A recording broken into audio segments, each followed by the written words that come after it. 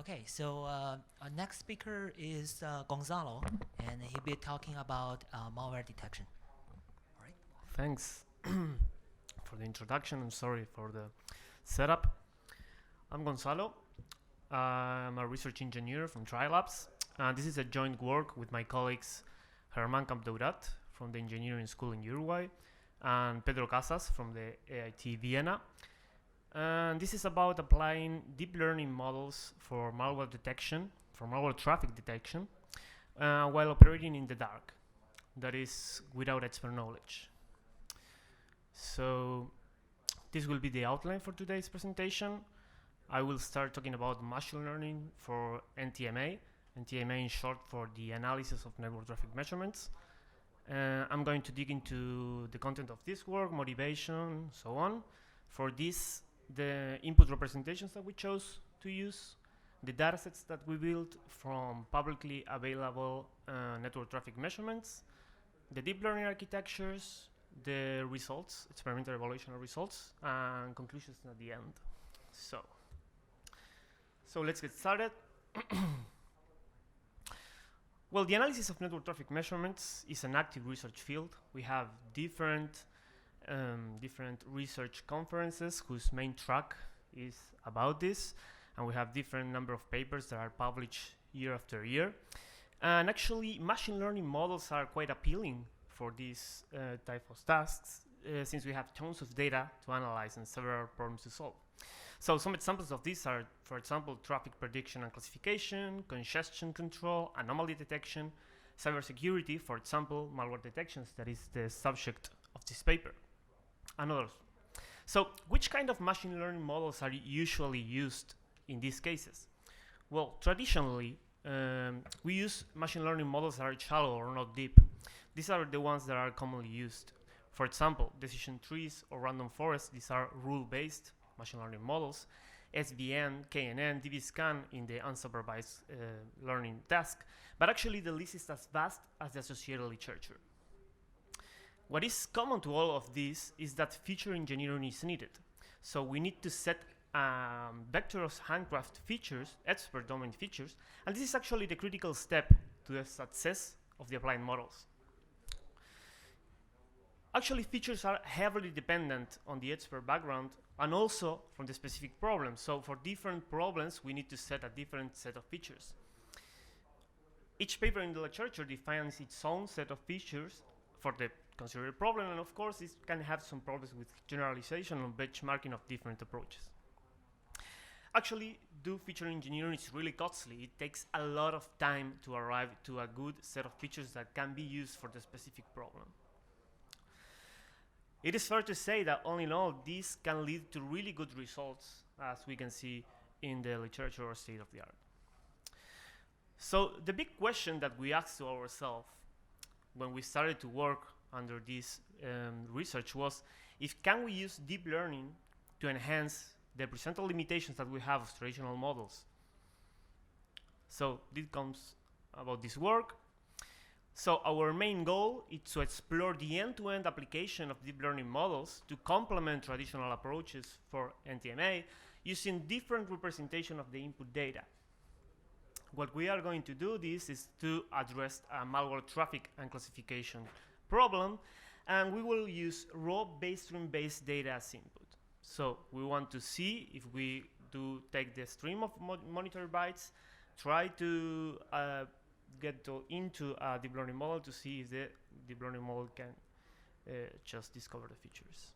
So we posed ourselves three research questions for this problem. The first one is it possible to achieve high detection accuracy with low false alarm rates using raw input deep learning based models?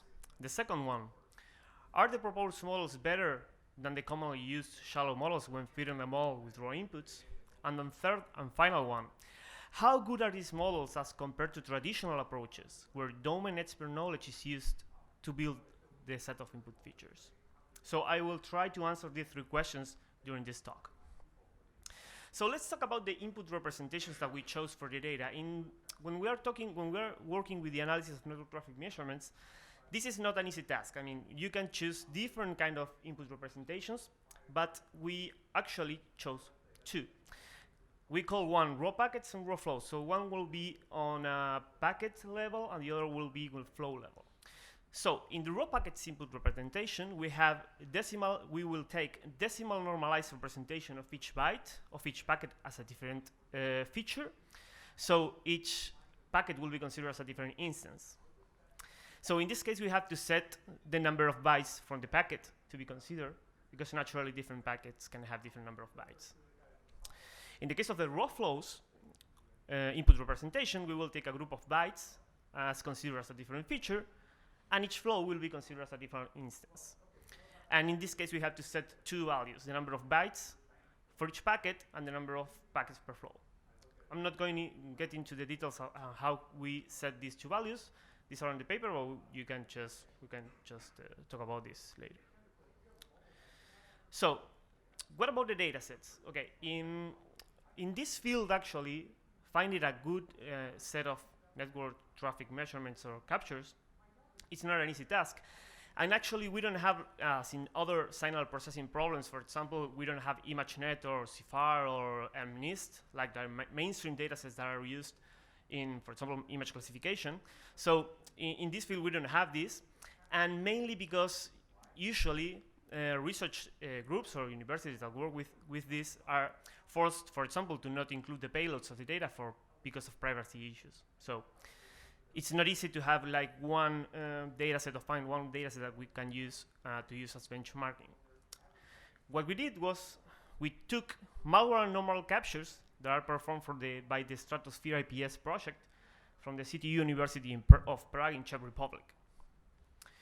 These actually are captures that are gathered under control conditions. So these guys fixed a scenario where some IPs, ports, and even some transport protocol flags are quite fixed. So it's not in the wild traffic. It's real traffic, but it's built under control conditions. So what we are going to do, we decided to do, is to consider the payload of the data as the key information to analyze and to build the datasets, because in this dataset it is available. So this is just a table that summarizes the dataset size and the values that we chose for each one of the input representations. We have nearly 250,000 in the case of the raw packets and nearly 68,000 in the case of the raw flows. Okay, so the deep learning architectures. How do we find a right architecture to work for under these two input representations that we choose? So actually, what I'm going to do is to introduce the core layers that we use, but actually it was not an easy task to end up in the specific architecture. The core layers that we are going to use for both models are basically two: convolutional and recurrent. We are going to use an LSTM, recurrent neural network, and one-dimensional convolutional neural network. And the function of the convolutional neural network will be to build the feature representation of the spatial data inside the packets and flows. And the recurrent we will use together with the raw packets architecture. And we will use also fully connected layers of the layer to act as a classifier. We will also use some helper layers that you all know, such as batch normalization and dropout. We will use batch normalization in order to ease the training, and dropout to try to reduce the overfitting. Okay. So this is a figure that shows represents the raw packets architecture. It's composed by two 1D CNN layers of 32 and 64 filters each of size 5, a match pooling layer of size 8, one LSTM layer of 200 units, and two fully connected layers of 200 units each. And we will use binary cross-entropy as a loss function. In the case of the raw flows architecture, we have a smaller capacity. We have less number of features in this case. So we are going to use one 1D CNN of 32 filters of size 5 and two fully connected layers of 50 and 100 units each. And we will also use binary cross-entropy as a loss function. So now I will move into the experimental evaluation, the results. Here's where we are expecting to answer the first 3 questions that I mentioned at the beginning of this talk. And the problem that we are going to be facing is a malware detection problem. So we took all the malware captures that we have and how that were used to build the dataset, and we tag them we label them as malware and all the normal as normal ones. So we are talking about a binary classification problem here. So to be able to answer the first question, we are going to try to detect malware at packet level. And for this, and we're going to take the raw packet deep learning architecture, and we are going to train this using the respective dataset that was about 250,000 samples. We split the data using an 80-10-10 schema, 80% for training, 10 for validation, and 10 for testing, and we held the training over 100 epochs, and we used ADAM as an optimizer function. This figure shows the learning progress of the model. As you can see, mainly if you see the validation loss curve is like it's starting to plateau, so we have some potential overfitting in this model, even though that we use different techniques to try to mitigate it. This is a ROC curve that is comparing actually the performance of our raw packets model with a random forest one with an internal architecture of 100 trees using exactly the same input features. So we chose the random forest based on our previous work and because of the great performance that it had for this kind of task, but of course using expert handcrafted features. In this case, the accuracy was 77.6 over the test set, and in this case we can see that the raw packets model can outperform the random forest, but of course these are not results that could be used in practice. So what happened if we go one step further and we try to do something similar with the raw flows? So our main goal here will be to detect malware, but at flow level. And what we did is similarly, we took the raw flows deep learning architecture. We used the respective dataset version of nearly 68,000 samples, and we did a split using an 80-10-10 schema, as I mentioned before. In this case, the training was held over 10 epochs, and we used ADAM as an optimizer function. So this is the learning process in this case, and these are the results. We achieved an accuracy of 98.6 over the test set, and here we also did a comparison with the random forest. In this case, the raw flows model can detect as much as 98% of the malware with a false positive rate less than 0.2%. So actually operating at flow level, we achieved a much better performance than in the previous case. So now we will try to answer the third question, and we are going to move one step forward, and we want to know how is the performance of our raw flows model against a traditional machine learning model, but using domain knowledge. So for this, we build a set of flow features such as traffic throughput, packet sizes, etc. We built a vector of 200 of these features, and actually we found that the random forest model achieved a really high accurate detection performance of about 97% with a false positive rate less than 1%. So in this case, the deep learning based model using the raw flows still outperforms, but actually the results are nearly really similar. Okay. So we also did a malware classification problem. So we wanted to see if we could differentiate among different kind of malware. So please refer to the details for the paper, or we can just chat later about this because of the time. So I'm going to go to the conclusions. In this work, we explore the power of deep learning models to the analysis of network traffic measurements. We tackle and address the specific problem of malware network traffic detection and classification, but using raw representation of the input network data. And using raw flows as input, we achieved really better results than using the raw packets. And in all cases, the deep learning model outperformed a strong random forest model using exactly the same input features. And in the case of the raw flows architecture, we slightly outperform a random forest that is trained using expert domain knowledge features. So thank you very much for your attention, and I'm now happy to take questions. All right. That's true. Your flow results are very impressive.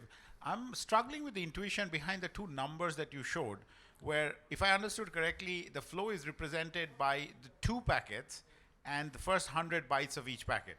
Yeah. In general, 2 packets should not have enough entropy in them to do this. Can you explain the intuition behind this? Yeah.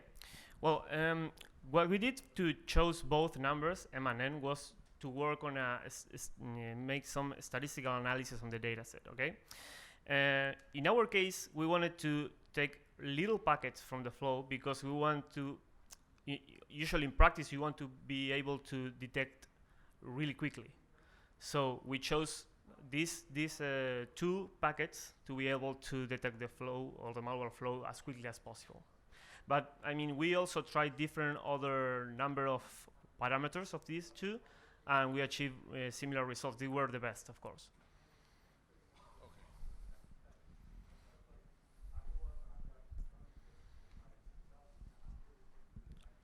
Hi, thanks for the great talk. Basically, the question is, how did you find out that this is the right deep learning architecture? How did you converge on the one that you showed? Okay, yeah. There may be probably better. I cannot be 100% sure. We started setting the core layers that we wanted to use. Okay, so we wanted to use the convolutional to try to build a future representation of the data.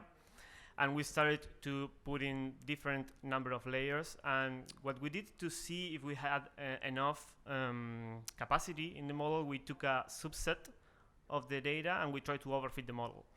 So the intuition behind this is, if you cannot overfit a small sample of your data set, that means with a small sample of your data set, your capacity is not enough, so you have to increase it.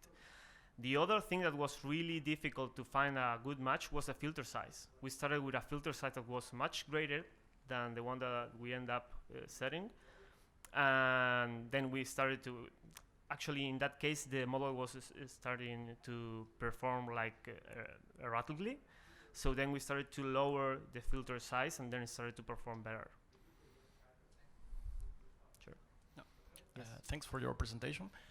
I was wondering, how did you do to label the flows in the training set? It was actually the data set, the malware, the captures are labeled. But it's pickup files, right? Yes, you have in this CTU, the captures that the guys provide, they have like each pickup file is labeled.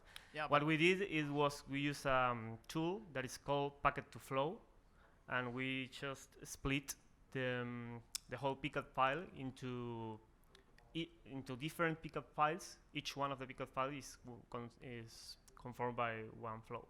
I don't know if I and was able each flow you consider, because my question is, yes, you consider all the flows inside the packet file as malicious, right?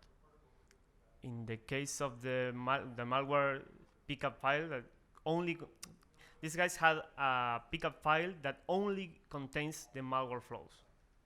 But for example, the malware can, even when it's running or it's being executed, can make some connection to like benign connections. Yeah, it could. But actually what they do was to, what I think they do was, okay, the malware is executed between this time, and they are taking the flows, the malware flows from that file. Okay, but we can talk after Yeah, offline. sure. Thanks. Questions? All right, so, okay.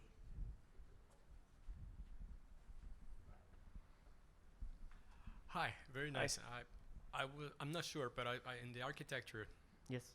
going from flattening to fully connected dense layers, it appeared like the layers were growing initially, like as if you were wanting sparsity or something like that. Or is there any reason you got it expanded? Maybe I didn't. You mean the number of, yeah, I know what you mean. Yeah, number of filters. Actually, the reason between that, let me just go. You mean the number of filters I went from 32 to 34? That one?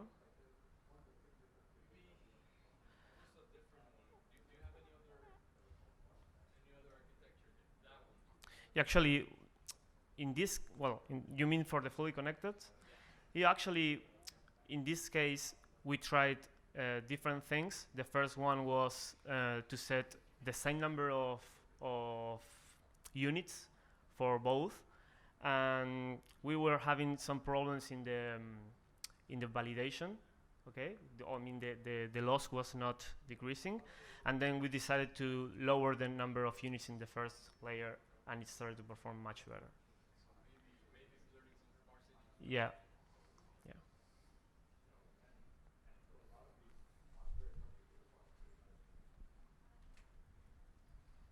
Hi, yeah, thanks for your talk. So you trained it on this particular data set that was labeled, right? Yes. Now, in general, you would not be able to find labeled data sets. It So is really how hard, sure? actually. So would it work in a different setting in a because I mean the normal traffic may be different in different sites. So what do you think? How in terms of the transferability of this model? What do you think? What are your thoughts? Because you're not at a different site. You're not gonna get labeled data. Yeah, it's really hard task. For example, well, there are other research groups. What they do is, for example, they took some in the wild traffic. Okay, so they gather the traffic, and what they do is they, for example, make an ensemble model, and they decide the labels because of majority voting. So they put like five models to label the data, and okay, they say, okay, this is malware because 4 of the 5 out of the 5 models that I trained said is malware. So actually, you of course you don't have ground truth, so that's one of the main problems in this field. There are other approaches that are not supervised. For example, doing unsupervised learning and trying to do anomaly detection that can are also useful. And yeah, I don't know if that's answer your question. Thanks. Okay, other questions? All right.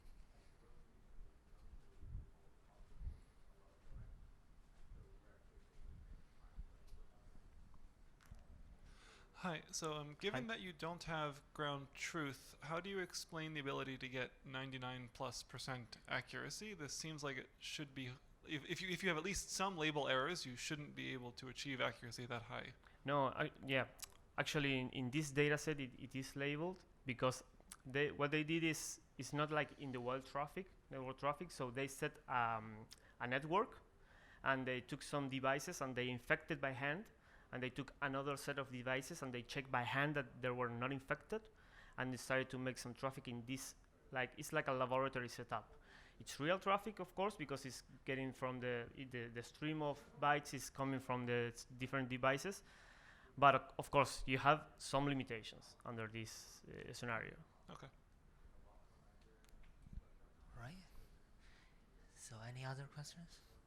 I will take the last one. Sure. So do you try to basically categorize the packets before you actually feed into the neural network? Categorize like what? Sorry. For example, like you can categorize the package based on the type of the package, like UDP, TCP. Maybe some types of package give you better performance. Yes, we did that. Actually, we did that.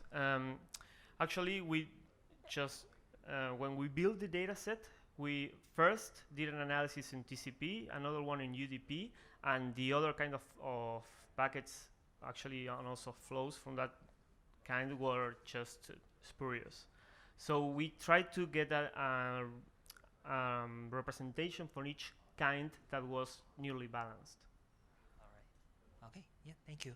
Sure. Okay. Let's thank the speaker one more time.